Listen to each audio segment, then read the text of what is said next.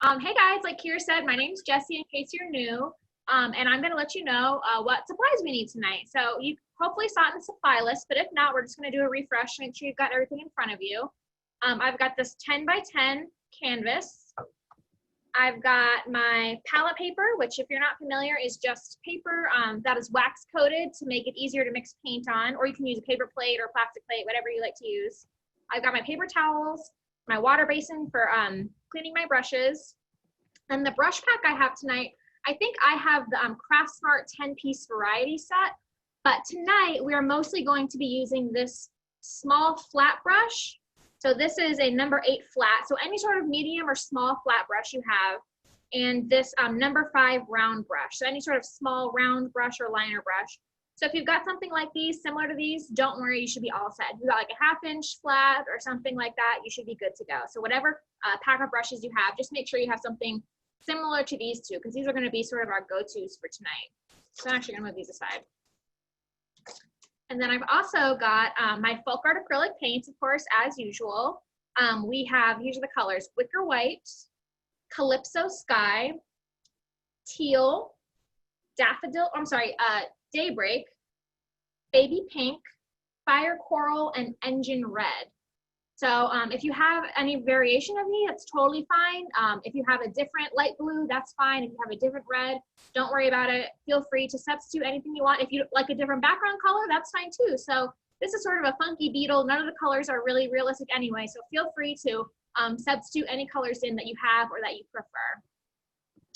Okay, and then you can also see here, this is just our little example so you guys can see the painting as we go, a little mini one, or it's not mini, it's really actually the same size, but a little extra one I painted this morning so you guys could see it as we paint. And then I have a ruler here and I have a pencil. And the reason I have the ruler and pencil is because we're going to be hand drawing our beetle tonight, but I've broken it down to make it super easy for you. So don't get intimidated, there's going to be a little bit of measuring. We're going to make our own little template, we just need some scrap paper. But don't freak out because I'm going to break it down step by step and make it super simple for you guys. So that being said, do you think we're ready to get started with our template, Kira? Yeah, people are just asking about brushes and I think we're good. So let's get started. Okay, awesome. So the first thing we're going to make, you can see we have this really cute little triangle pattern on the edges of our canvas. So we're going to make this little triangle just to make ourselves a little template to make our lives a little bit easier when we're trying to paint, when we're trying to draw that. So instead of trying to measure between each line and then measure out into here and then connect them, that'll be so much. That'll get, we'll have to like do all kinds of geometry and we're not ready for that right now. So we're going to make a little triangle, just a little, almost like a little stencil for ourselves to trace and make it easier. So all I'm going to grab here is just a little scrap piece of paper. So whatever you've got at home is fine, printer paper, junk mail, anything is fine for this. You truly just need a little scrap of it. So I'm going to go to my corner of my paper. Again, this is just scrap paper. So I have Xerox paper here. You can use cardstock or, like I said, an envelope, whatever you've got around that you can just use a little piece of. It's truly only going to be this size. So I'm going to measure from the bottom left, and I'm going to measure 3 inches and 1/4. So 3 inches and 1/4. That's how much we're going to measure from the bottom left. Make a bigger line so you can see it. 3 1/4 inch. And here, I'll write that if you guys can see it to make it easier. Kind of tiny, but. And then this way, we're going to flip it. So now I'm doing this side of my paper. We are going to do 2 1/2 inches. So 2 1/2 inches from the bottom. So that's going to be the other part of the height of our triangle. So now I have this nice square piece of paper. I'm just going to fold it on these 2 lines to have a perfect square. So here, I'll show you how. I'm going to fold it on this line that I made. And I'm just trying to make sure that it lines up so I have a nice even 90-degree angle when we're done. So I've got that nice line there, and we're going to fold it on this line too here. That way we know that we have a nice, perfect 90-degree angles on our little rectangle here. It's not a square, of course, but on our little rectangle. So now in the bottom, I'm just going to fill in so I can see exactly where those little lines are. So I have a perfect little, why do I keep saying my shapes are? A perfect little rectangle down there at the bottom. Okay, so now I'm going to measure the top here and just make sure that I have it 3 1/4 inch, just to double check my measurements.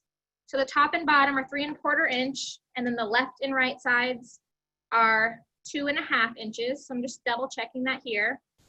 Now I'm going to fold this one so that the left corner meets the right corner. We want a line going up the middle, a perfect line right in the middle. And the reason we're doing all this folding is that we don't have to measure it, because it's not perfect measurements, and I didn't want us to have to be worried about 2.33 inches and all that kind of stuff. So we're just folding it in half to make it a little simpler. And honestly, even if you have a larger canvas, it should work as well, because you can just change the size of the triangles, or you can use different shapes. It's totally up to you. So just as a refresher, I've got my scrap paper here. I measured the edge down here, it's 3.25 inches, so just 3 1/4 inch. I measure going this way, which is 2 1/2 inches, going up 2 1/2 inches, and I've got that little triangle, or again, I got that little rectangle here. So now we're gonna fold this little shape in half. So you can cut it out now if it's easier for you, but I'm just gonna fold it still attached. So I'm gonna fold it to that line there.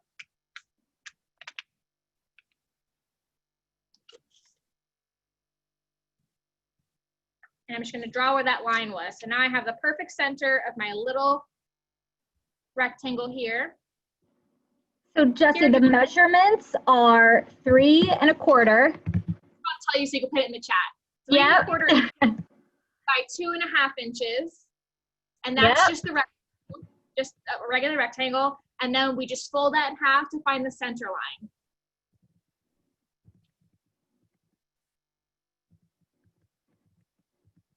Yep, you're good. Sometimes it's easier, I think, when it's in writing, so at least people can go back to and scroll through. Now you can just look in the chat whenever you want.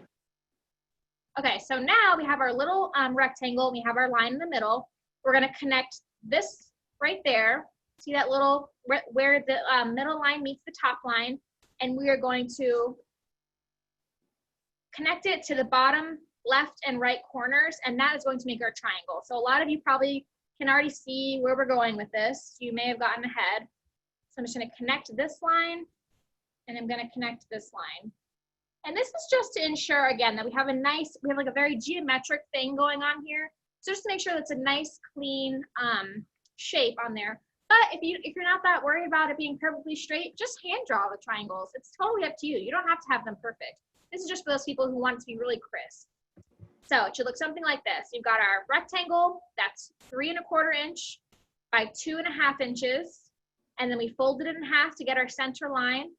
And then we connect the top where they meet with the bottom right and left corners. And so now we have our perfect triangles. And again, you can do this on anything, on junk mail, an old envelope. You can do it on, scrap paper, whatever you've got around you. You can even use it on use your palette paper to do it if you've got that with you. Okay. So now you're going to cut this out, which I've already done here, just to make it a little bit easier. So go ahead, I'll give you guys a minute just to sort of cut out your little triangle there. I just made mine blue so it's easier to see when we're going back and putting it on the painting. How's everybody doing, Kira? Everybody's good. Some people pre-painted, so that's totally fine if you've pre-base coated, because you still want to make your triangle pattern. Exactly. I put that on the supply list because we are going to base coat our canvas and then we're going to hit it with a hairdryer. So I think I put on the supply list, you can either have a hairdryer with you, or you can just go ahead and pre-base coat in Calypso Sky. So I'm glad that some people went ahead and did that. You don't have to worry about the hair drying part. You can go Yep, and they just need one triangle, correct? Yep, just one triangle. This is going to be our little guide. We're going to use this for our whole, instead of having to measure out every triangle on our canvas, we've got our little guy here that we're going to use, and we're going to trace him to make all these shapes onto our canvas later. We just wanted to get this part out of the way.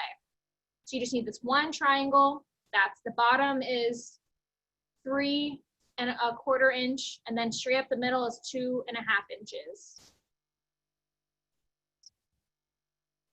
I don't want to make sure everybody's caught up before we start. I guess we can start base coating now. So yeah, I think that's okay, because some people have already base coated. So let's start base coating. Good idea. So the next step, I'm going to put you don't need the ruler anymore, but I am going to keep my pencil nearby because we're going to trace this little blue guy or whatever color yours is, my little triangle that we made. And I'm going to grab some Calypso Sky.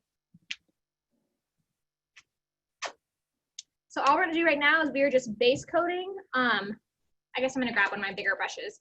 I'm going to grab my 3/4 inch flat brush. We're just base coating our canvas.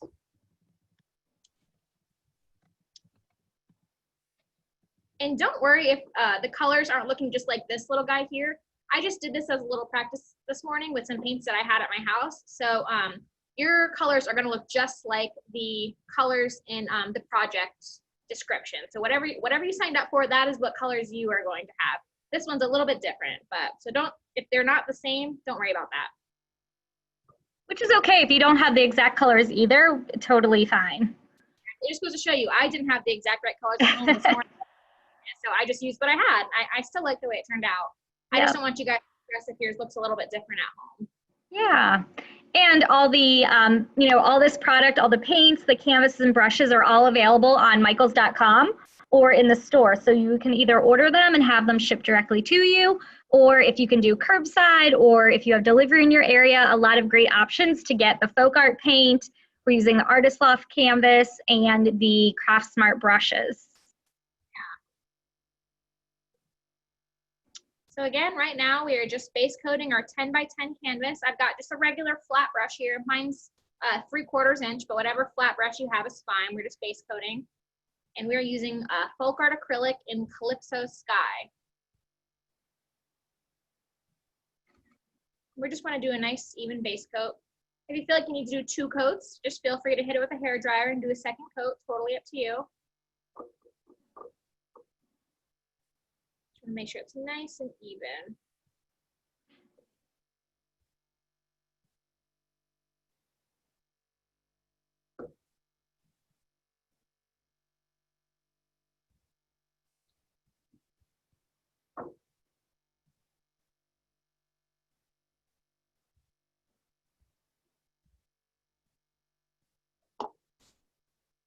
Let us know where you guys are painting from tonight. I love that everybody's from all over joining us for these Michaels community classes. So let us know today, where are you guys painting from? We'd love to hear from you. Boston, Virginia, awesome. California. Oh my gosh, all over the place. That's awesome. A few California people.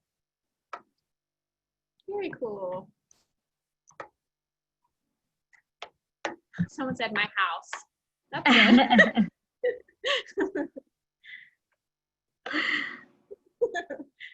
That was funny. Okay, so I'm gonna go ahead and I'm gonna hit mine with the hair dryer right now. So you guys feel free to do that at home too. Oh.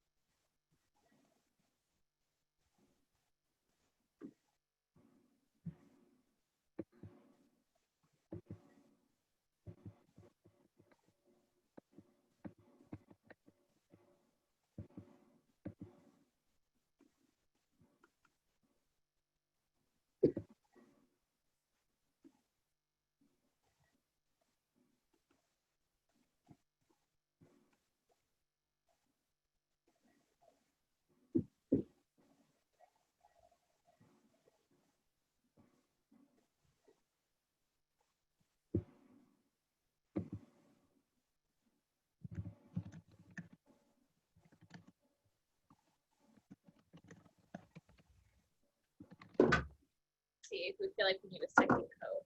I might do one more coat of the Calypso Sky just to make sure we've got nice full coverage. Sometimes when you have lighter colors, it takes a couple of coats to make sure that you've got nice full coverage. You can see this is a little trick too when I'm base coating canvases. Sometimes I like to do it all in one direction and then dry it, and then I do another coat and I go in the opposite direction, and that just sort of really makes sure to cover up any streaks. So if you've got streaks going left and right, because that's where your brush was going, and you go back over it, you might get some streaks again where the paintbrush still didn't put paint. But if you go up and down in the opposite direction as the first time you were base coating, then you're more likely to cover up those streaks, and your eye won't be able to see them anymore because they won't be going in one direction anymore. So just a little tip for base coating. And again, we're just using Calypso Sky and any old flat brush you have at home. I'm using a 3/4 inch flat brush. Or you can use an angle brush, that's fine too. Yep. And everyone's asking, there's not a template, so Jessie is going to actually show you how to draw the beetle. Yes, don't be scared because I'm going to break it down. If you can draw an oval, then you're good. Then you can draw this beetle. And I know you all can draw an oval, so don't stress. Yeah, and there's people are asking for some, they have some different colors at home. Somebody has ultramarine, they want to mix.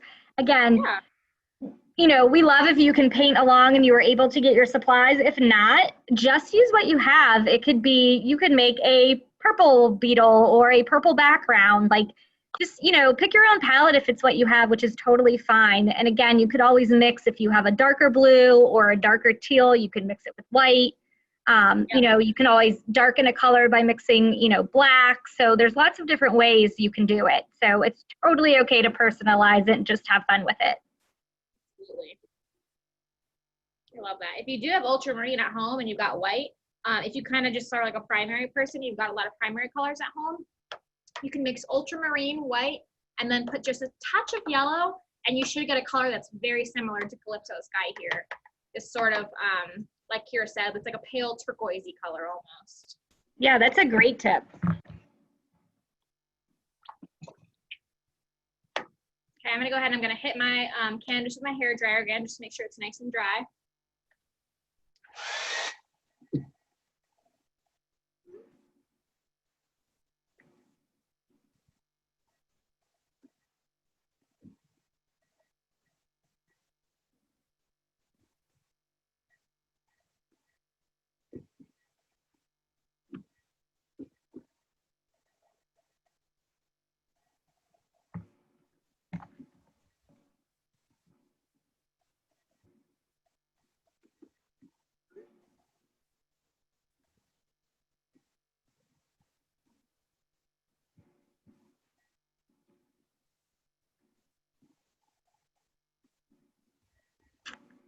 So Jessie is drying. I don't know if everybody could hear me because I can't hear the hair dryer. It's really weird. But Go ahead. okay, you can hear me because I don't know if I can't hear the hair dryer. But so yeah, you just want to dry. She's just trying to get her canvas really dry so she can show you how to dry on top of it. So if you've pre-base coated, no need to worry about it. Again, if you can hit it with a hair dryer or fan it, just so you're able to draw your bug on.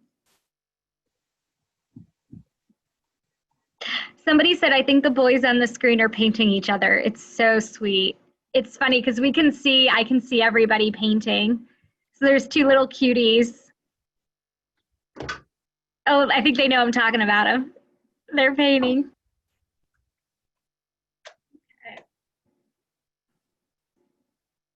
So now, I'm just gonna remind you guys, just in case you're catching up, where we are in our painting.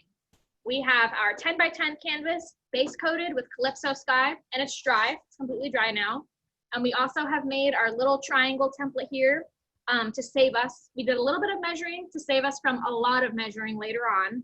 So we want to make sure we have our little triangle made because we are going to start drawing on our canvas now. So to start, I'm going to take my little triangle template and I'm going to put it up to the bottom right edge, just down as far as I can get it, just right down to the point. And I'm going to trace my little triangle. And I'm just going to lightly trace it just enough so that I can see the line, just enough so you can see the line at home. So I don't think you guys, oh, maybe you can see it a little bit. I can see it really well, but I did it nice and light so it's easy to cover up. And then instead of going up one, just in case there's some space, I don't want to have a big gap at the top in case there's like a, a centimeter off or something. So next we're going to go up to the top right corner and draw our little triangle. And that way we can just center our middle triangle. You can see here. So we did this one And then we did this one. And so now we can center the sky in case there's any space, just in case your canvas isn't perfect or something like that. You don't have to worry about it being at the top or bottom. It'll be in the middle, and so it'll look intentional. So again, all we did was we took our little triangle. We've got the 3 1/4 side on the right. That's the longer side. And we did it at the bottom, the top, and in the middle. So just a reminder, if you're still doing your little triangle, the bottom edge is 3 1/4 inches, and then the line going up the middle is 2.5 inches, and then we connected them. So 3 1/4 on the bottom, 2.5 inches up the middle, and then you connect those lines, and that is the triangle template we have. And the long side, which is the 3 1/4 inch side, goes on all the way on the edge of the canvas on the right side. And I'll be able to just trace it with a pencil, just 3 of them. So it's gonna look like this here. So now, you guessed it, we're gonna do the same thing on the left side. So we're gonna start in the bottom left. I'm gonna draw it with my pencil. And then the top left. I'm gonna draw it with my pencil. And then in the middle. And again, I hope this is simple for you guys, because otherwise we would have had to go and we would have had to measure all the way up and down either side of the canvas. Then we would have had to measure out to measure these tips and then connect all of them. So hopefully this made it a little bit simpler for you guys. I know it's a little bit of measuring, which I personally don't like that either, but trying to save ourselves a little bit of grief later on. Any questions yet, Kira? Yeah, if you're not using the exact canvas, so if you're using a square and it's smaller or larger, you just may want to size up your triangle. But if you're using a rectangle, a rectangular canvas, do you have any recommendations of, do you just kind of let one of the triangles bleed off, or what's the best way to do that? Canvas, I'd recommend making it vertical, so it's long ways up and down. And you might not even need to put the triangles. If you really like it, you can put them in and maybe make them like super narrow. So here, let me just find scrap paper, show you what I mean. If you had, if your canvas is like this, you can make like super narrow triangles. Can you see that? Yeah, and someone just spaced them out too. So they just left some space. So instead of your triangles touching, they just left some space on their background, which is a great solution. Idea. So I know I know a lot of times artists aren't crazy about math. I know that I'm not. But all you really need to do, no matter what size your canvas is, especially if it's a square, you just need to measure it and divide it into thirds, and that's gonna sort of tell you the measurements of your triangles. So if you had a 12 by 12 canvas, each of your triangles, would be 4 inches, because, that kind of thing. So again, it's a lot of math. I don't like doing that when I'm trying to be creative. It's a different brain for me. But yeah, you can totally customize it to whatever size and shape canvas you have.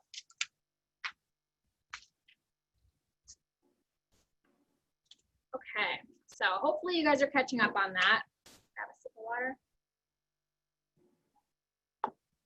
So now we are going to start drawing our beetle. And like I said, don't forget what I said. If you can draw an oval, then you can draw this beetle. I know it looks pretty complicated. It's got a lot of anatomy going on here. This is actually pretty accurate. You'd be surprised. I researched a lot of beetles and beetle pictures when I was painting this.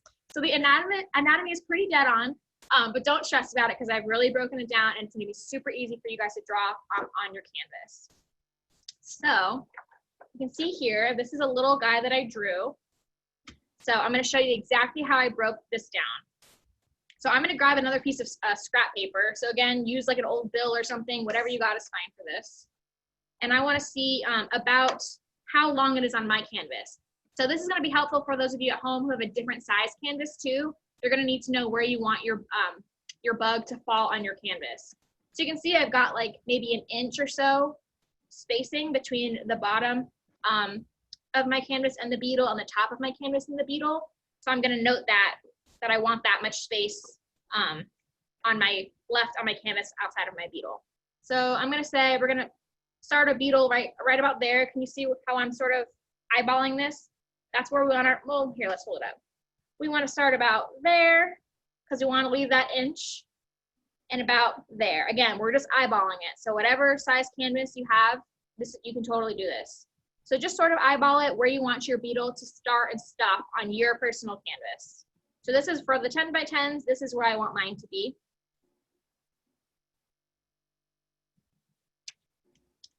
So again, this is totally, this is not scientific. This is no more measuring. I'm just going to continue this line out across so I can see where that line is as I'm trying to sketch my beetle. And we're going to do a practice one on this scrap paper here. So now I know that's how tall I need my beetle to be. I don't want to go past these two lines when I'm drawing my beetle. So the first shape we are going to draw, grab your pencil, is this shape here. So you can see all it is like a round rectangle. It is literally, it even helps you to draw a rectangle and then round it out. If that helps you, then go for it. So the first shape we're drawing here is this one here. This is sort of the middle of the beetle's body. And so you want to sort of see where it's going to be. It's going to be a couple inches down from where my, I need to leave room for the head. So I'm going to draw my round rectangle. You can see again, it's just a rectangle that's rounded on the edges.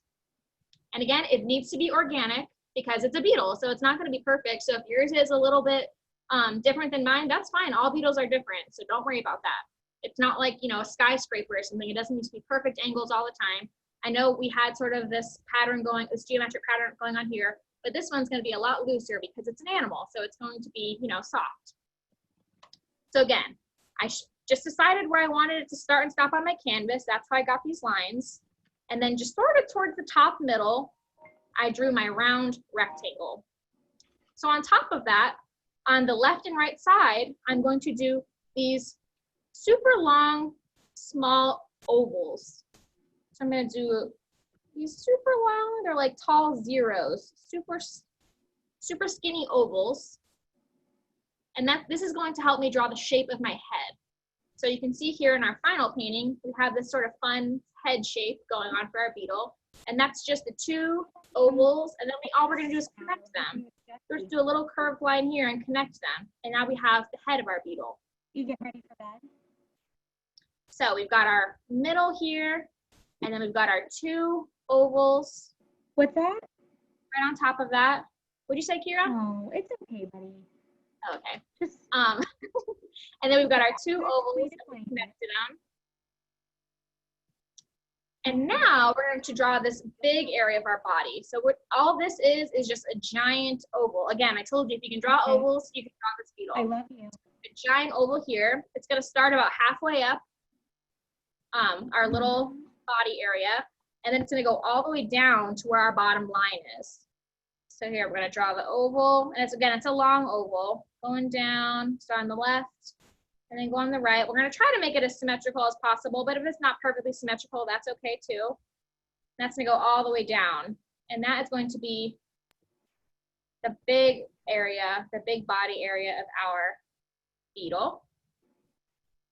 Okay, so again, got our round rectangle, our two little ovals.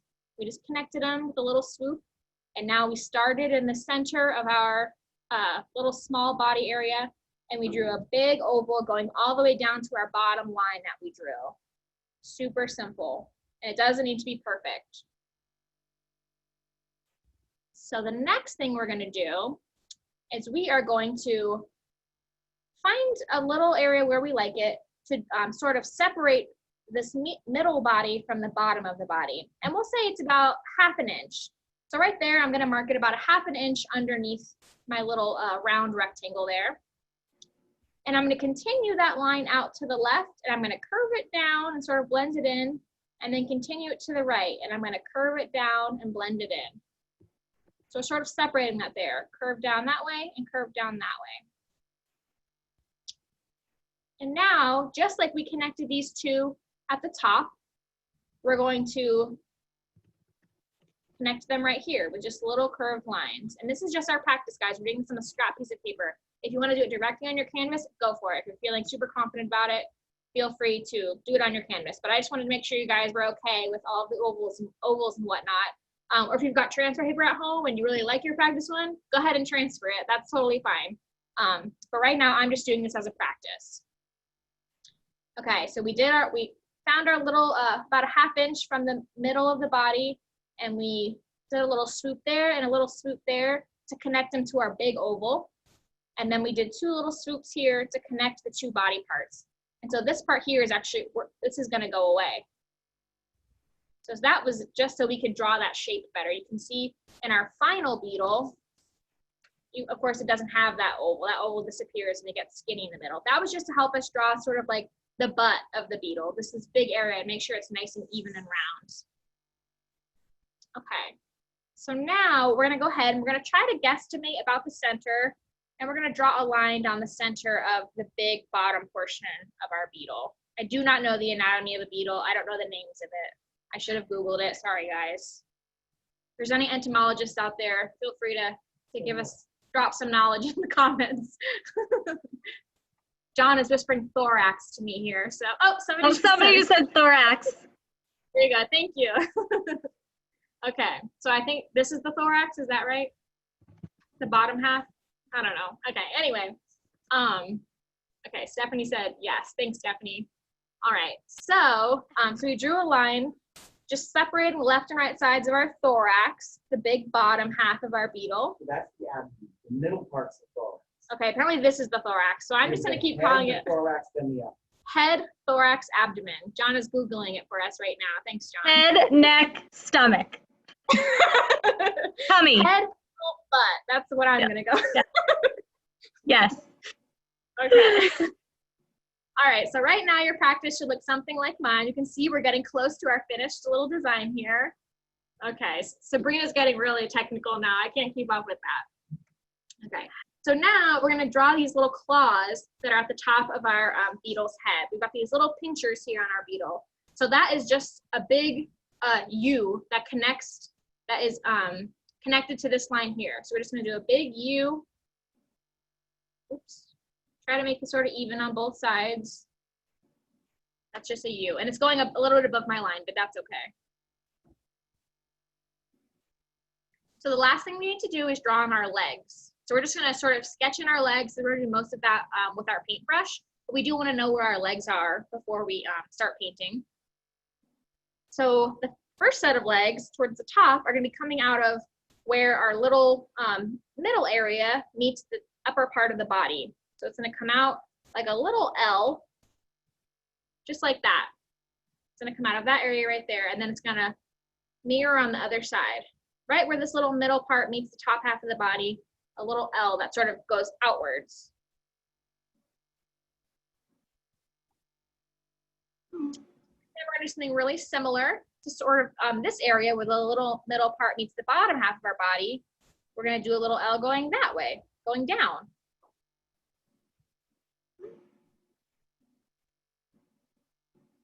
And then on the bottom, sort of, let's say 2/3 of the way down the bottom of our bottom part of the beetle, we're gonna do little L's going down again. Again, we're just trying to mirror them as best we can. Doesn't need to be perfect. So you can see here, we've got our beetle. So the drawing should match now. It should look something like mine. And now that we've practiced, we're gonna go ahead and we're gonna do it on our canvas. So if you've already done it on your canvas and you don't like it and you have an eraser, go ahead and erase it and give it another shot. I'm gonna leave this one here so you can see it in case people are trying to redraw theirs. But again, I'm going to find my line. I'm not gonna make it as long this time because it's just gonna be more for me to cover up. So I'm gonna find where I want sort of the top of the head to be. So let's say here, I know you guys probably can't see that, so just keep this one in mind as reference. I would use like Sharpie or something so you could see it better, but of course, if I use Sharpie on my canvas, it's gonna be super hard for me to cover up with paint, so I am gonna use my pencil. And this is one of the reasons we base coat it ahead of time. A lot of times we just like to paint around it so you can really correct it as you go. So if your beetle got kind of weird or if you have lots of extra pencil lines, You can just go back. We didn't mix this color. This is just pure Calypso Sky, and you can touch it up and cover up any pencil lines when you're done. Okay, so now we're gonna find where we want the bottom of our beetle to stop. So I'll say right about there. That's where I want mine to be. And we're gonna draw our round rectangle.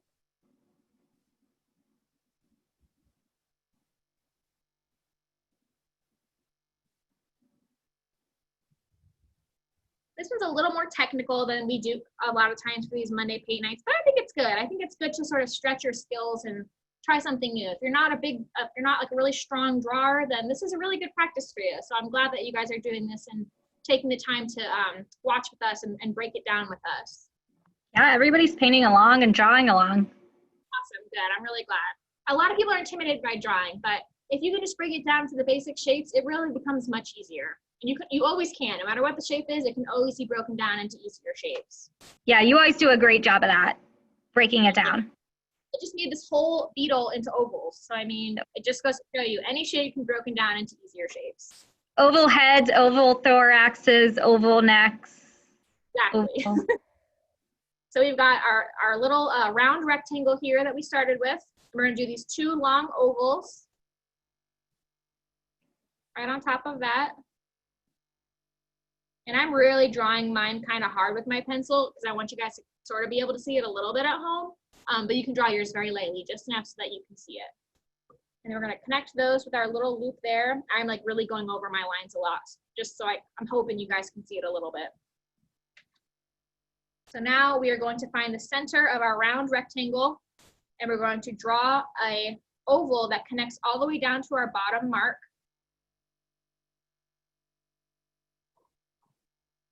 So an oval that goes down. Now again, I'm going to try to make it as symmetrical as I can. Just eyeballing it. And again, if you've got extra pencil lines, don't stress. You can just cover it right up with Calypso Sky later on. And then we are going to go about a ½ inch down from our round rectangle and mark it. And we're going to do 2 swoops that connect it into our big oval. And then we're going to do our little swoops here to connect those to sort of where the 2 parts of the body are connected.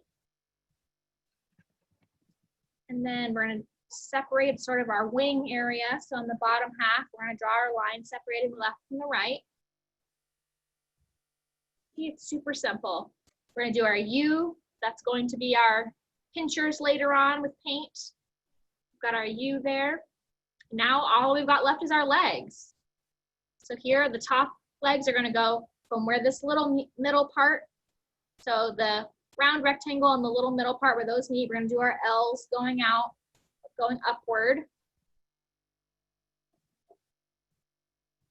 And then where the little middle part meets with our bottom half, we're going to do our little L's going downward.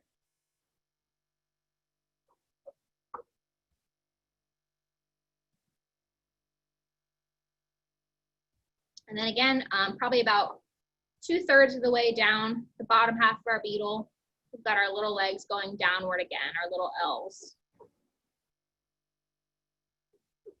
And that is it to sketch your beetle. So the hardest part is done. All that's left now is the fun part, which is adding all of the color and all the fun details. So hopefully that didn't stress you out too much. Like I said, if there's some areas that you don't like, you can just paint over with Calypso Sky. You can change it a little bit as we're adding the color. Like I said here, this line here, this top half of our oval, that was just for the drawing purposes. So if you want, you can go ahead and erase that now, or we can just paint over it, like I said, with Calypso Sky later. You don't have to worry about it here because we're going to cover it all up in paint anyway. So that line, if you have a good eraser though, you can feel free to erase that line now if you want to. Okay, so I kind of want to keep the sketch in the shot just in case people are still catching up. So I'm going to do it like this. So hopefully you guys can see both. Nope, that's perfect. Yep, you can see great. You can see both. In case you are behind, I don't want to take that sketch away from you guys. Okay, so let's head. Now for the fun part. So we're going to start by painting our triangles. So just to sort of give us a breather. That was like a little bit stressful to have to draw that beetle. So before we start painting in all of like the different brush strokes and stuff, all we're gonna do is a little bit of like coloring book style, paint by number style, and we're just gonna paint in these triangles. So to get this light color, we are going to mix Calypso Sky, which is our background color, and I already have that on my palette, and Wicker White. So if you need to put a little more Calypso Sky in your palette, feel free to do that now. And you also need, like I said, need to add Wicker White. So I'm going to use this number 8 flat brush. You've got like a 1/2 inch flat, or even your 1 inch flat should be fine. We're gonna mix Wicker White and Calypso Sky. And I usually start with like 1 part each. So 1 part Wicker White, 1 part Calypso Sky, and then just a little bit and kind of see where I wanna go from there. This is still looking kind of dark. I want to put some more white in it because I want it to be pretty pale. Nice light blue. Okay, I like that color. So again, we're just going to start painting in our triangles. So again, just a small flat brush where we traced our little triangles that we made ourselves. You should all be very proud. We are just going to paint in those shapes. Feel free to turn your canvas around. I know a lot of times it's easier for people to turn their canvas around to get a better angle with their brush. So I like to do it a lot when I'm painting. I usually try not to when I'm doing these tutorials just because I don't want to confuse people, but sometimes I gotta. So I'm just getting up as close to the line as I can. If you were like wanting to get like really perfect about it, you could even like tape off these lines with some painter's tape and really get like perfect crisp triangles, but I'm not going that far tonight. We're just going to go as neatly as we can following those nice lines that we drew. It's really pretty just by adding the white, how the contrast between the two, the triangle and the background, just with a little bit of white. Kind of like a tone on tone good. effect. Yeah. Yeah. It's really pretty. If you're ever Everybody like, is, go ahead. Go ahead. No. Go ahead. I was just gonna compliment you. Everybody is very excited and saying what a great teacher you are. Yeah, there's like a little bit of a delay, so I know. There's more of a delay today than it normally is. Did you hear me? I thought I was on mute. My son called to say goodnight, and I was not on mute. I was like, what'd you say, Kira? And then I heard you say something like buddy, and I was like, oh, she's talking to her son. We couldn't hear what you were saying. I mean, it's just real life. It is what it is. Oh. So what I was gonna say is whenever you're doing, sometimes when I'm doing a painting and I'm just excited about what I'm gonna be painting in the foreground, and then I kind of am like, oh, what do I paint in the background? I don't even know. And you can't really think of a color that matches. It's a good idea to use the color you already have for the background, and then just use a little bit of white to change the value of it, and then you know it's gonna match because it's the same color, it's just lighter. That's kind of what I did here. I knew that it wasn't going to clash. I knew it wasn't going to take away from our pretty colorful bug because it's the same color as the background. It just adds a little bit of detail. Yeah, I love, that's a great tip also just for any painting that you're doing. Yeah, just for color. If I made them yellow or something, they probably would really distract you from like the best part, which is the fun beetle in the middle. So I was trying to make it a little more subtle. Sometimes it's hard to pick colors, but it's easy if you just sort of limit your palette the best you can. That's usually a safe route.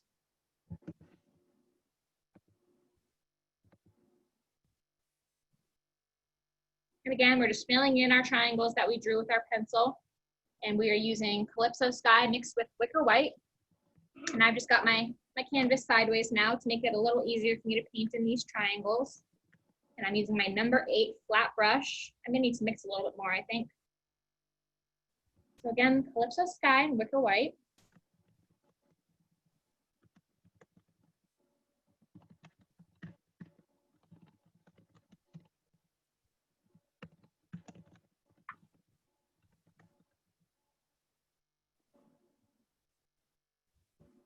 If you're not super experienced at mixing colors, or if it's something that intimidates you a little bit and you don't feel like you're super strong at it, I always recommend mixing more of a color than you think you'll need, because then you don't have to worry about matching it. I always just mix way too little, and I never have enough. I never have how much I need for my canvas, but that's okay, because even if my color's a little off, that doesn't really bother me. I just think that looks more hand painted, in my opinion. So I try to match it, like just now when I needed to mix a little more of this light blue. I try to match it as best I can to the first color, and I actually do think I matched it pretty well this time. But even if it was a little bit off, that really doesn't bother me when I'm painting. So just something to think about.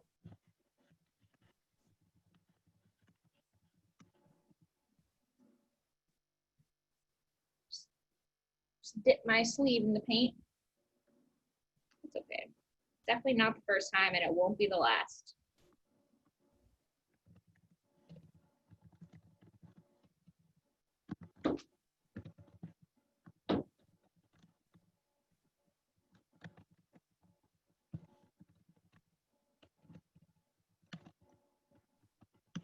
Again, we're just sort of taking a little breather now from the sketching before we go back to our beetle. We're just filling in this sort of just like a coloring book.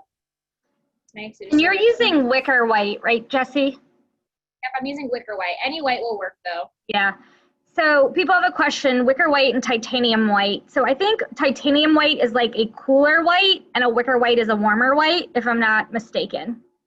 Exactly. Those are like our two, most common whites in the FolkArt line. And here's exactly right. Titanium is a very bright, cool white. It's like super, super white. This one, this wicker white is a little bit softer and it's a little bit warmer. And that's why I prefer it for painting. So it just totally depends on what you're doing. If you want, oops, I just dipped it in white. If you want like a super, super bright white in your painting, then yeah, go for titanium white. But I just always prefer wicker white. But either one will work, especially for mixing. Yep. That is a good question though, because a lot of people are like, well, white is white. How are they different? But there's all different kinds of whites in the FolkArt line. You've got vintage white and cottage white and all kinds of, and some of them are yellower. So like parchment and linen and, shades of white. Exactly, which is great because like I said, for those of you who are not super experienced in mixing and maybe really don't like mixing colors, which is totally fine. FolkArt literally has every color you could ever possibly need. So this is the paint for you. Yes, hundreds of colors. Hundreds and hundreds. I'm always finding new.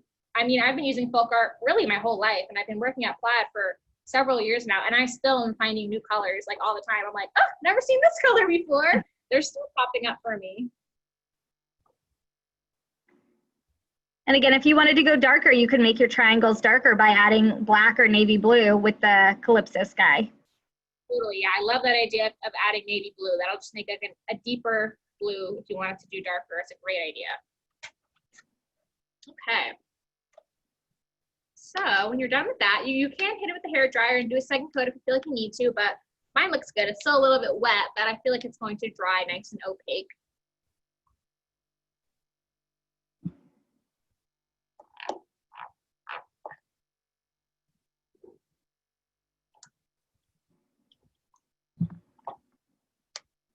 My brush nice and clean. I always like to clean my brush super well between colors. Just good habit to get into. Don't leave paint in your brush. That's how you get crusty, hard brushes. Nobody wants that. Okay, so we've drawn our beetle. We've painted in, excuse me, our triangles. So now we're going to start adding fun colors to our beetle. So on my palette, I'm going to grab my baby pink, which is just a light pink color. So if you don't have this and you have your primary colors at home, I say this a lot. If you've got red, yellow, blue, and white at home, you can make any color. You can make all of them. You don't even need black. You can just mix them all together and get a very deep, deep brown. So if you've got your engine red and your wicker white, you can totally mix this baby pink color.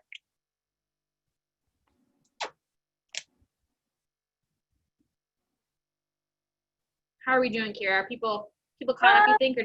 Yeah, we just had a couple people say, can you give them a second? Okay.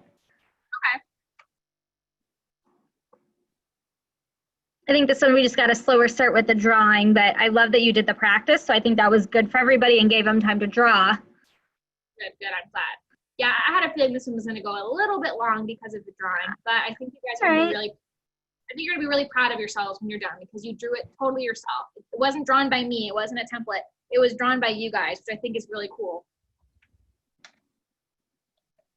Okay. So I've put my palette, and I'm gonna go back to this, like I said, this one that I said we're gonna, one of our go-tos, my number 8 flat brush, and we are going to paint in, I think this is the thorax is what we decided, the middle part of our body. So just this middle part here, we're gonna paint that with baby pink.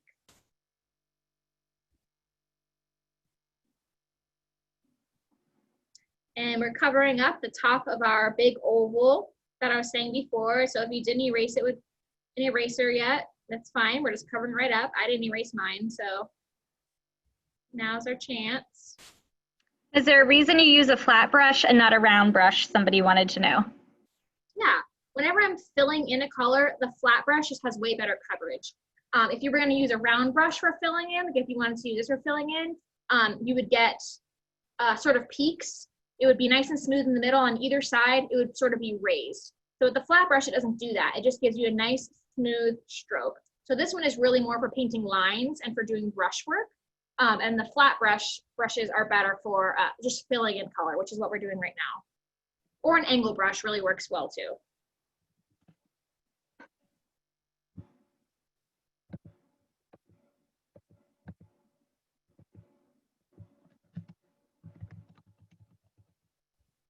Just get a nice even coat. And we are going to paint details on top of this. So if it's like a little, if you see the blue coming through a little bit, it's always hard to cover up one color with another. That's okay, because we're gonna paint details on top and it's gonna distract from that and you won't really see it if it's a little bit streaky. But it has really good coverage, so you can see mine, there's no blue coming through. And again, that was my number 8 flat brush. It's a tiny little flat brush.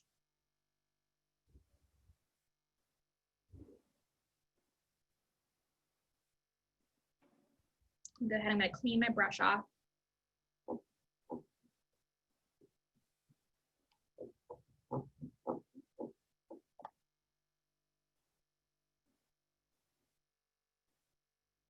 So now I'm going to add to my palette. I'm gonna go nice and slow, but I am gonna put on my palette Engine Red and Fire Coral. So this is just, any red will work for this one, for Engine Red.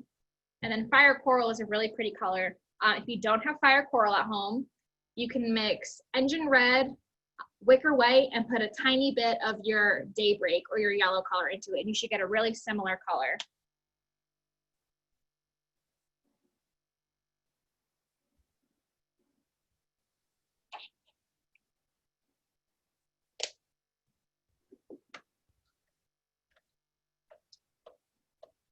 So all we've done so far, like I said, is we've just painted in that middle part with our baby pink. And now we're gonna do a little bit of mixing. So I still have my number 8 flat brush. We're gonna be using this guy quite a bit. And I'm going to mix 1 part Engine Red and 1 part Fire Coral.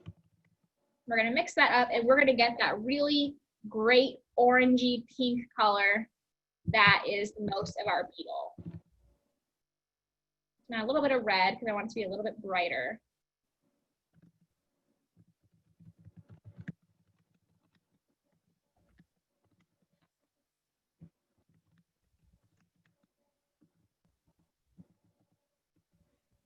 Okay, so all I did was 1 part red and 1 part Fire Coral to start, and then I ended up going back and adding a little bit more Engine Red. So what we're gonna do with this is we are going to start painting the head of our beetle. So this part here, we did our little skinny ovals. We're gonna paint that area in with this color that we just mixed. And again, I'm still using my number 8 flat brush. And I'm using the edge of the brush to get into some of the details because it's a little bit of an interesting shape. It's not just a perfect circle or square or anything like that. But I'm just using the edge of my brush to follow those lines as best I can. And it's okay if it overlaps your light pink area because you want it to look like it's connected. You want it to look like it's part of the same bug. You don't want them to be floating away from each other. So it's okay if they overlap a little bit.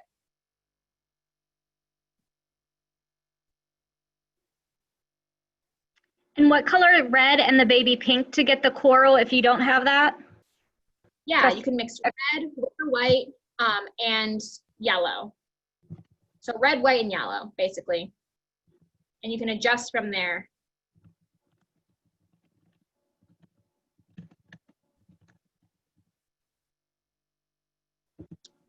So all we did was we mixed this nice color. For what we did was mix our fire coral and engine red, and we just painted the head using a number 8 flat brush. And now we're gonna go ahead and we're gonna paint this big area of our beetle too. So the sort of our wing area, we're gonna fill that in with this reddish color too. And we are gonna paint over this line. So you might be saying, well, why did we draw the line if we're just gonna paint over it? And we just wanted to make sure that we could see where the wings were separated. So we're gonna paint that back in, but we are gonna paint right over the line for now.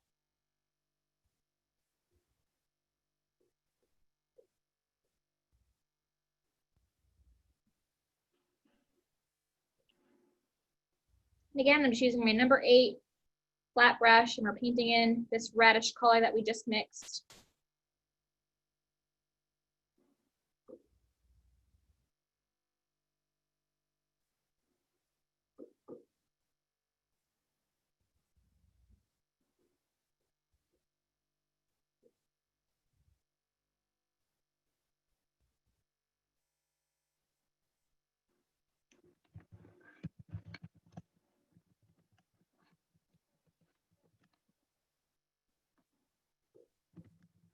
I guess we're calling it a body, red and coral for the body. Red and coral for the body, yep. The body, thorax. Whatever. We don't know. It's fine. Stomach, butt. Entomology is very trendy right now. It's very popular this year, but clearly Kira and I have not been paying attention because we don't even know the names of the parts of a beetle. But you're the one, Jesse made these amazing bugs out of cardboard this year also. So you've been like all up in the bugs. You know, I really have been obsessed with bugs this year. I don't know why. Butterflies, beetles, all of them. Which is great because they're like really popular right now. They're all over Pinterest and Etsy. Everybody's obsessed with entomology, so have good timing.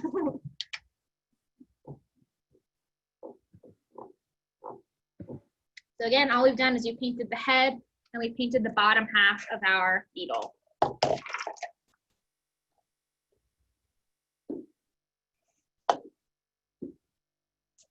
just spilled my water, it's okay.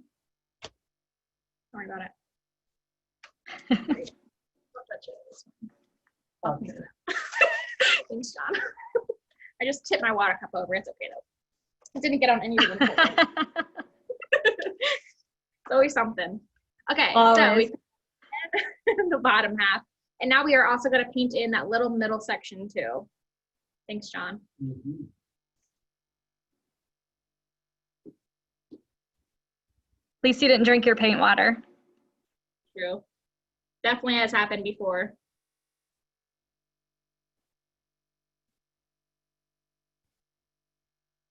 Okay, so we just painted that little middle section there, and that is all we are going to paint for now with this color.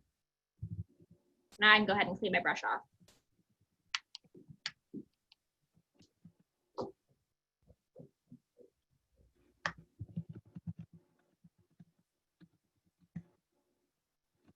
So if you've got a hairdryer in front of you, you might want to go ahead and hit it with the hairdryer now, because we're going to start painting some details on top. If not, you can stick it in front of a fan or even fan some paper on it just to get your paint to dry a little bit more quickly. If it's a little bit wet, you can go ahead and start painting right on top. Well, you don't want it to be super wet because when you paint on top of super wet paint, instead of adding paint, you're basically going to be wiping up the wet paint that's already there and you're just going to expose the canvas. So it's always best to paint on top of dry paint. Just a little, again, a little tip. So I'm going to dry mine right now.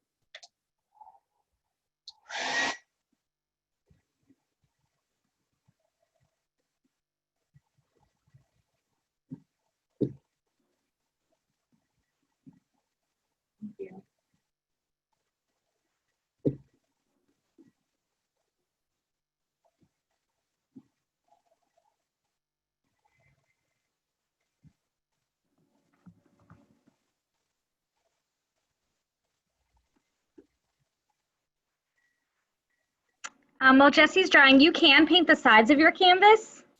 If you have time, no problem doing that. Yeah, I always say this, I never paint the sides of my canvas until after because I don't want to get my table messy because I don't put paper down. So if I would try to do this, I would end up getting like blue lines and blue marks all over. But you can feel free to paint them now. I just always wait till later just because I'm neater that way. Okay, so we've got our bottom half painted. So the next thing we're gonna do is we are going to grab, I've got baby pink on my palette already. So that's just the light pink color we have. If you don't have it, just mix red and white. And I'm going to grab my number 5 round brush. So it's kind of just like a liner brush. So any sort of small to medium round brush you have will work fine for this. And again, if you need to add baby pink to your palette, go ahead and do that now, but I've already got it on there. I'm gonna wet my brush and then take most of the water out. And I just want it to be kind of soft while I'm doing this because we're doing some brush work now. So I'm gonna pick up a little bit of baby pink on my brush. Hopefully you can see there's hardly any pink on there. I just have it on like the top third of the bristles, just hardly any paint. You really don't need very much paint when you're painting. You'd be surprised. And so, like I said, we're gonna go ahead and we're gonna draw that line back in. So this line that separates the 2 wings on our beetle's body, we're gonna go ahead and we're going to paint that back in. So we're gonna start by finding the center and just very lightly sort of marking it so we know where we want our line to go. So I find it easier. You can do it with your pencil if you wanted to, but I think you can do it with your paintbrush. So again, baby pink in our number 5 round brush, and we are just painting back in that line. I'm just marking it gently now so I know where I want it to go. And now we're gonna fill it in. So we're gonna follow it up to these curves here. You can see here, it sort of goes up into like a Y shape to really outline and distinguish those wings.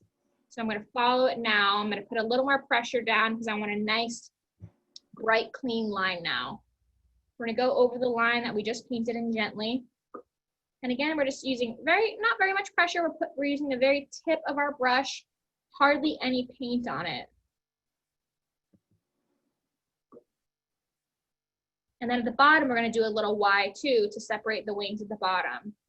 Just going right up to the edge and then splitting off into sort of like a wishbone or something. And that's really just gonna help distinguish the wings, distinguish those details.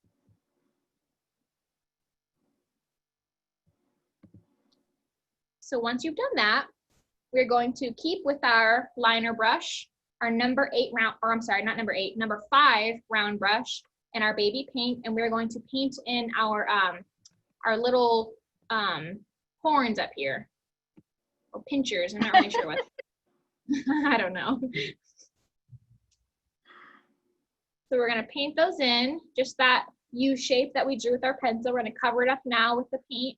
And again, we've still got baby pink and we still got our little round brush. We're gonna paint those in and we're gonna kind of thicken them on the sides. So the sides we want thicker. We're gonna leave the bottom part of our U thin, but the sides we want to make them kind of fat. So again, I'm just pulling that line out to make it a fatter line.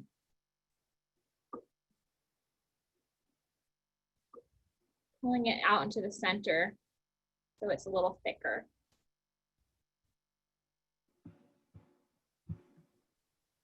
And now you could even draw your little pincher details on them. So we've kind of got like, it's almost like little, it looks almost like antlers to me when you're painting them. The way that antlers are, they sort of go like, can you see that?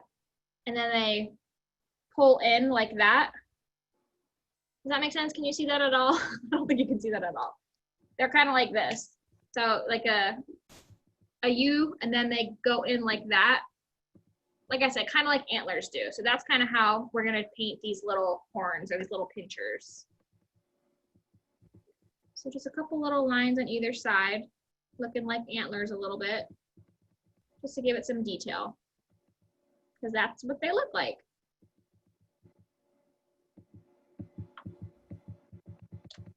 Okay.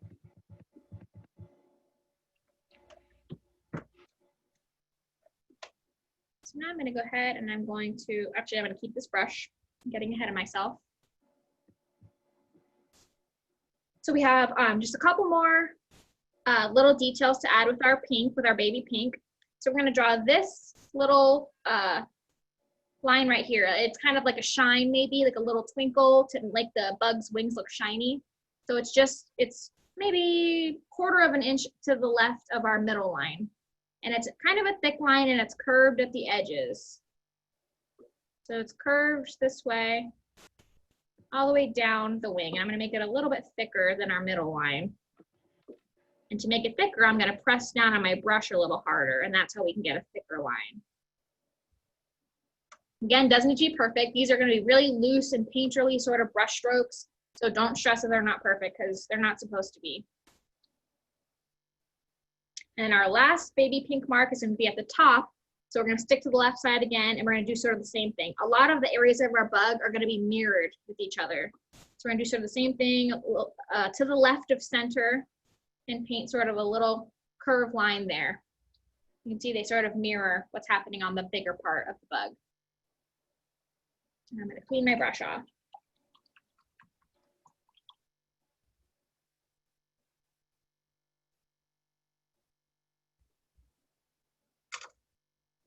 So now I'm going to switch to my number 8 flat brush, the same little flat guy that we've been using this whole time.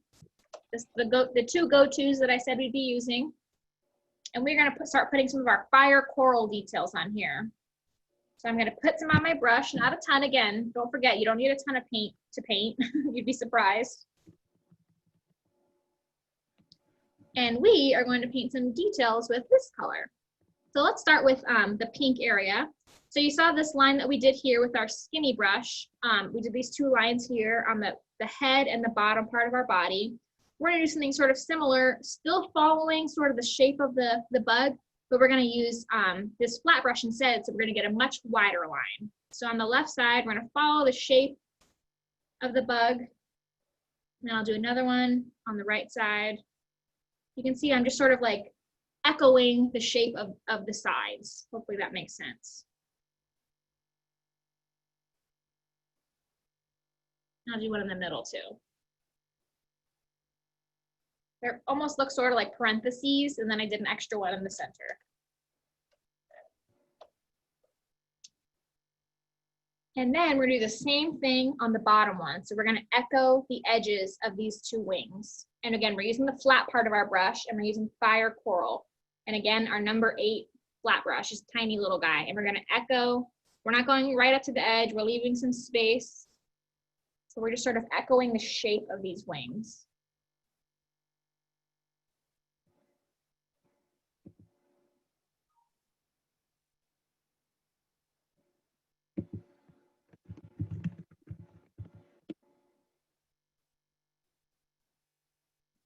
And it's fire coral Jesse's using. I just put it in the chat.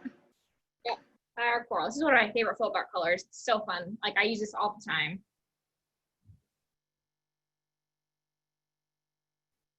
So again, we just did these little parentheses up here, the extra one in the middle, and then more parentheses down here. Again, just echoing the shape of the beetle. And it just is sort of making it, we're starting to make it look like it's shiny. Again, it's really graphic. It's sort of illustrative, but it's gonna look sort of shiny and funky when we're done. Just sort of implying that it's shiny, really. Okay, so one more little swipe, I'm sorry, 2 more little swipes with this one.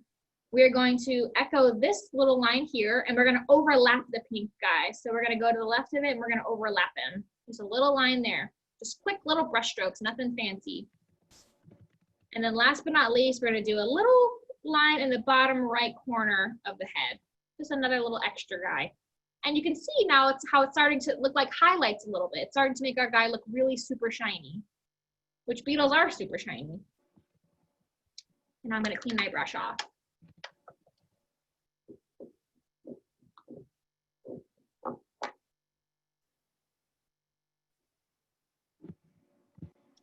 Okay, so now that we've done that, we're gonna do a little bit of mixing, super simple, nothing crazy still. We're gonna pick up some fire coral, which is the color we just used. I've still have the same brush, my number 8 flat brush. So I'm gonna pick up some fire coral and some baby pink, 1 part each, and we're gonna mix it. Like I said, I usually do 1 part to 1 part when I'm mixing, and then I kind of go from there. So we get kind of like a medium coral color, like a salmon-y color, which I really like. And I always like to wipe the excess paint off when I'm mixing. So now we're gonna do some more. We're gonna go right on the inside of these fire coral lines, and we're gonna overlap them. So on the body, we're gonna overlap these lines, and this sort of just gives it like a little bit of a gradient effect. It's not blended or anything, of course. This is super sort of choppy almost, but it does create in your eye like a little bit of like a gradient, shiny looking effect. And we're gonna do the same thing on the right side, overlapping our fire coral line. Still mimicking that shape, sort of echoing the shape of the bug.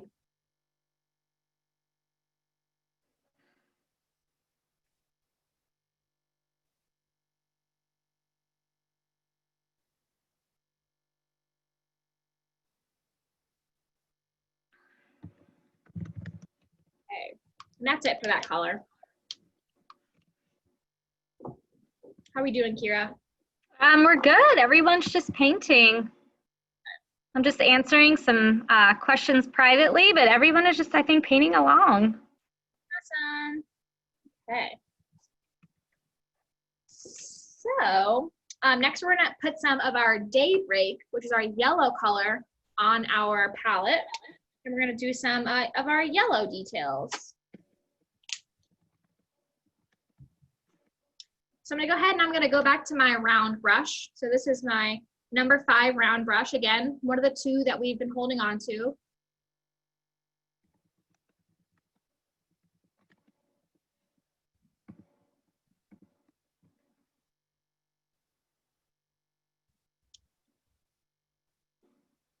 Yeah, I think everyone's just trying to get caught up. Okay, yeah, I keep seeing some slow down pop Yeah. up, some couple pauses. Yeah. But everybody is happy and loving it and excited. Everyone's asking about what's next week and if we have more coming up. So we will be here Monday nights. This is kind of our standing spot right now. So we're so thankful to partner with Michaels and that they will have us here. So we will be here. I know we have the next 3 or 4 planned out so far. Next week, Kirsten is actually going to be back and she's going to be teaching a floral landscape. So yeah, and then Jessie will be back again. Make sure you guys join. If you didn't take Kirsten's class with her palette My Flowers, make sure you do this one because she has a super different style of painting, but she's also an excellent, excellent teacher. She's super talented. So make sure you watch that class too because you're going to learn lots of stuff that you wouldn't learn from me because you paint so differently. So yeah, I love both styles for sure. She's a good friend of mine. She's super nice. Okay, so let's get back to the painting. So I've got my number 5 round brush and I've got Daybreak, which is the yellow color. And we're gonna paint some, we're gonna continue to sort of echo some of the lines we've already painted. We're gonna paint some yellow. So you see this little pink guy, one of the first lines you painted, that's right to the left of our center line. We're going to overlap him on his left side. So just like this. Again, we're gonna mimic that shape. We're gonna overlap him on the left side. Hopefully you can see that. The yellow is a little hard to see on camera. And then we're also going to mimic this middle parenthesis that I keep calling it here. We're gonna go on the left side of that one. And again, we're just really echoing those shapes. We're not doing anything new. We're just creating some funky value effects. And then this top guy here, we've got these 2 lines here. We're gonna echo him all the way to the left with our yellow.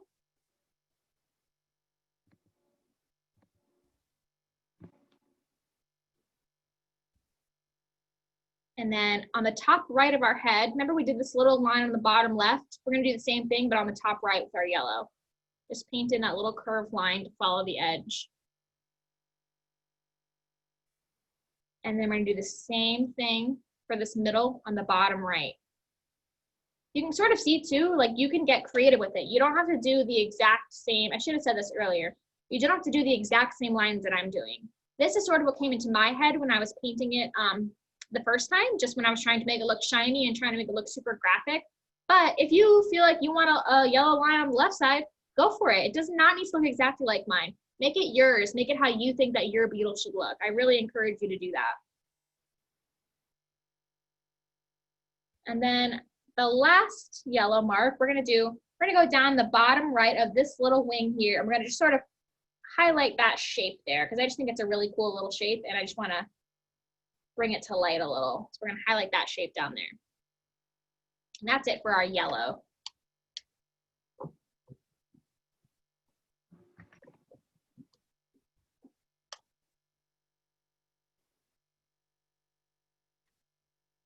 So you guys, we're getting towards the end here. We are getting to the last color. There's only one color that we haven't touched yet from our supply list, and that is our teal. So go ahead and put some teal on your palette. Oh, there you go.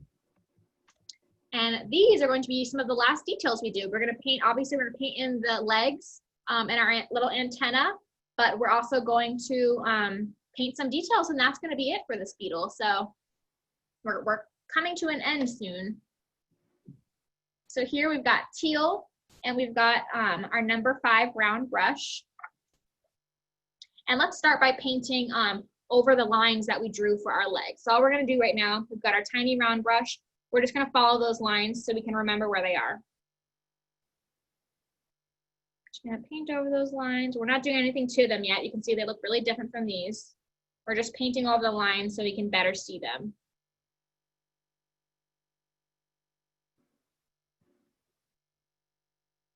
We're not adding any details yet. Just painting over our pencil lines, just get those covered up so we can be done with it. We shouldn't, after this, we shouldn't have any more pencil left. If we do, we can just cover it up with our background color. No problemo.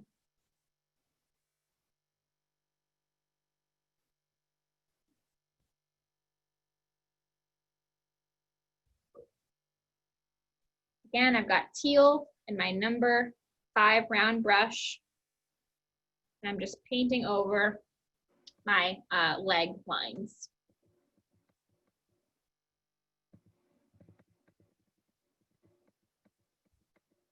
So the next thing we're going to do is I still have the same color and the same brush. I'm going to go to my 2 top legs on either side, and I'm just going to thicken them. So kind of like we did for our little pinchers up here. Remember, we sort of thickened the left and right side. We're going to do the same thing for our legs up there. So I'm just going to sort of make that line wider, because I want those legs to be thicker than that, because they're pretty chunky in real life. And I'm just sort of putting more pressure on my brush to make a thicker line.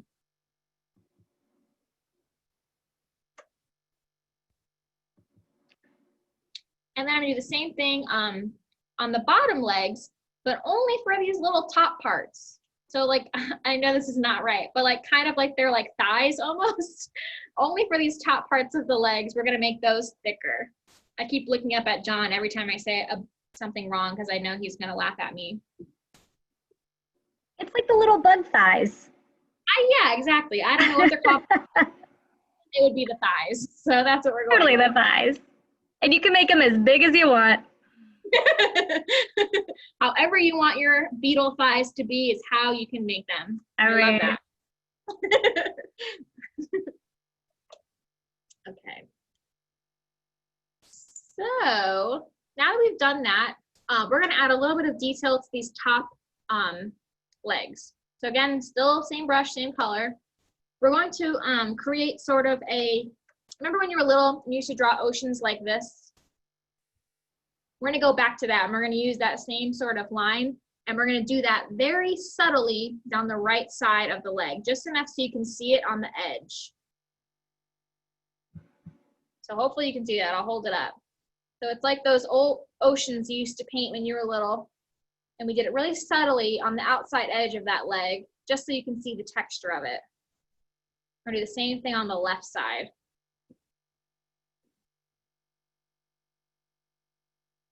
Really subtle. This is kind of like, they have like, these really tiny mini spikes on their legs. And they look just like that.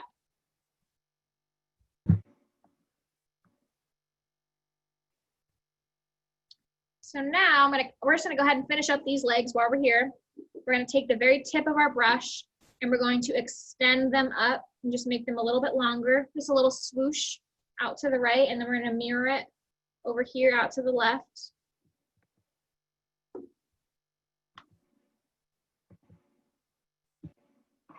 Jessie, what's your favorite insect? People want to know. Favorite insect? That's a great question.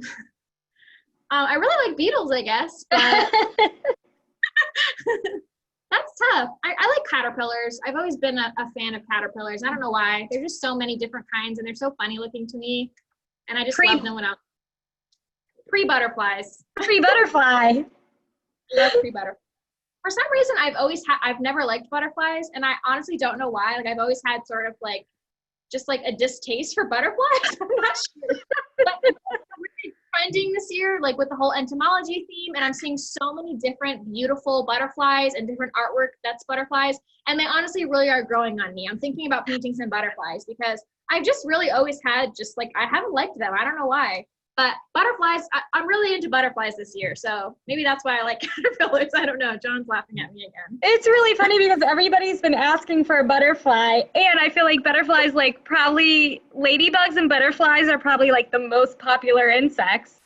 No, I don't know what it is. Like, I just never liked butterflies. Like, I see a floral shirt and I'm like, oh, it has butterflies in it. I don't know what it is for me. Maybe like, I honestly don't know, but they really are growing on me. I think they're super beautiful. Okay. Fireflies. Anyway. Fireflies, that might be my favorite too. Sue just said that. That's great. It's like the memory of it. It's like the nostalgia Yes. of fire. Yes, I love that. All about caterpillars. Okay. All right, back to the painting. Great question. Seems like legs have 5. Okay. Okay, so we're gonna extend these legs down. So we just sort of extended them up. We just made them a little bit of a skinny part of the top of those. You can see here how we did it in this painting too. So now for these, we are going to, just how we did our little, like I said, they kind of reminded me of antlers, these little pinchers at the top. Remember how we did that? Sorry, I threw away my napkin that had it. We drew them like this to look like antlers, and they sort of came down. We're gonna do something similar to that. That's a really bad drawing, but just to give you the idea. We're gonna do something similar to that on these legs, but going outwards. So kind of like this. So can you see that? Do the same thing on the left side, going outwards. Just really thin little swooshes. And it's just creating these little like spikes and stuff that the beetles have on their legs. I'm gonna do the same thing on the bottom too. So we're gonna just go ahead, while we're at it, we're just gonna do the same thing on our bottom legs too.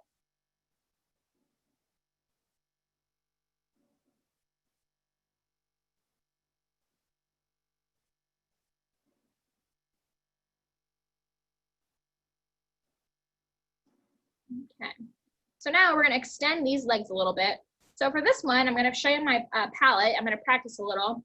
I'm going to extend these legs, and I'm going to make this little sort of bumpy line by applying pressure and then removing it, and then applying pressure and then removing it. So if you're not sure what I mean, here I'm gonna show you. I'm just gonna press down a little bit and then pull up, press down, pull up, press down, pull up, press down, pull up. So hopefully you can see how I did that. I didn't press down very much because I don't want it to be super long. It is like dots, yes. I'm gonna press down and then pull up, and I'm making a line as I go. I'm dragging my brush as I go. Press down, pull up, press down, pull up, press down, pull up. So we're gonna do that, and we're just going to literally extend them out using that little technique. So press down, pull up, press down, pull up. Won't say it the whole time because it's probably getting old. Press down, pull up, press down, pull up. I'm gonna do a few of those to sort of extend it. And we don't want to just have straight lines because that's not how the bug's legs look. They're sort of, they're super textured and they have all different tiny little parts and pieces. So we're just sort of trying to make that on our painting. So now we're doing the same thing on the bottom. We're gonna sort of go outwards with them though. To the right and to the left. Those are like the little bug's feet. Now we are going to draw some antenna. So now that we're like super awesome at drawing all these little lines and drawing all these different little arms and legs, we're just gonna freehand the antennas.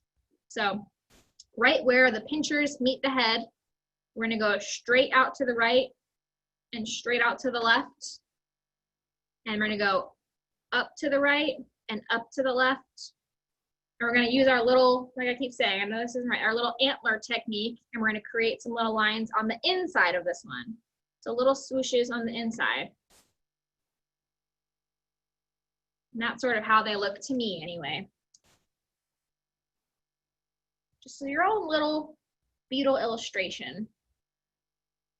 So now we're going to add some of these teal details using the same brush. We're not putting our brush down to the inside of our bug. Because whenever I use colors like this, I like to make sure that it's not just in one place. You kind of want to have, if you're going to have green legs, you should have some green on the inside of your bug, just for unity's sake, just to make your painting look finished.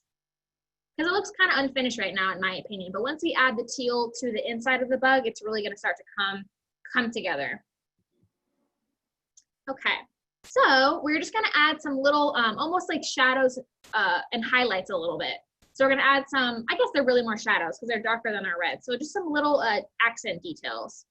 We're going to overlap the very top part of our bug's head right over the pink with a little detail of green of that teal color. And then we're also going to sort of shadow underneath the head, but we're gonna make it in sort of a swooping shape. You see how that looks? Here, I'll show you on my palette. It kind of is like this sort of shape. We're going to really exaggerate that shape. Kind of like a toothpaste or something. That's how toothpaste looks to me. So just like this.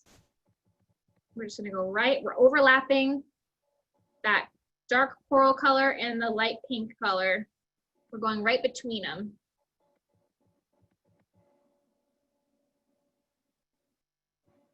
And we're gonna do the same thing for beneath this part, beneath the light pink part. Just to sort of make these areas pop. And now we are going to echo this little pink line that we drew where it went up to the left and up to the right. It's sort of like this Y sort of shape. We're just going to go right above that pink color and sort of echo that to give it even more detail. And then we're going to do the same thing beneath the pink line on the bottom. Super simple. So next thing we're going to do, we're going to go back to our pink middle part. And remember those parentheses we drew with our coral color? We're gonna do the same thing, but a few more of them, and we're gonna use our skinny brush. They're gonna be a little bit darker and a little bit thinner. I'm gonna start on the left, and I'm doing my parentheses really skinny right over all the colors, just we're kind of layering. And I'm doing my parentheses on this side, and then I'm just gonna keep going. They're pretty close together, just using the very tip of my brush, painting my parentheses.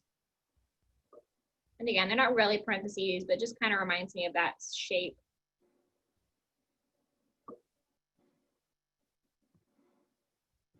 Until you get to the middle. And that just sort of creates a really fun texture, and it looks like it maybe is like sort of bumpy there on the middle. I think it's really cool.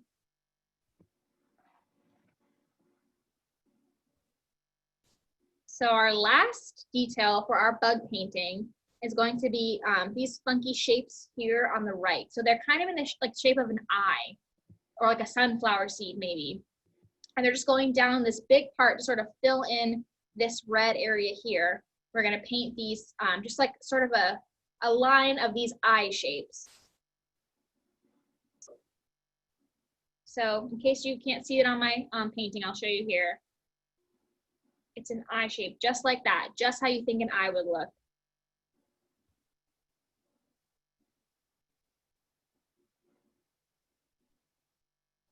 So we're gonna do that all the way down. We're just gonna sort of, just the width of that red, just to fill in that area.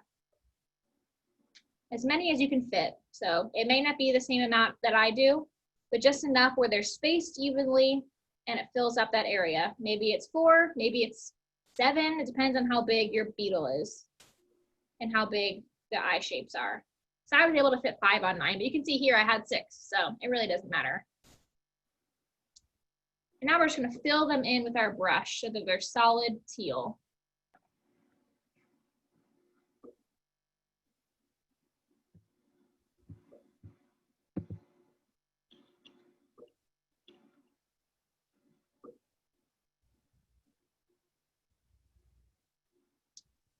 So once you do that, you can go ahead and use your number 5 brush and your teal to go ahead and sign your painting, because that is it for our modern beetle.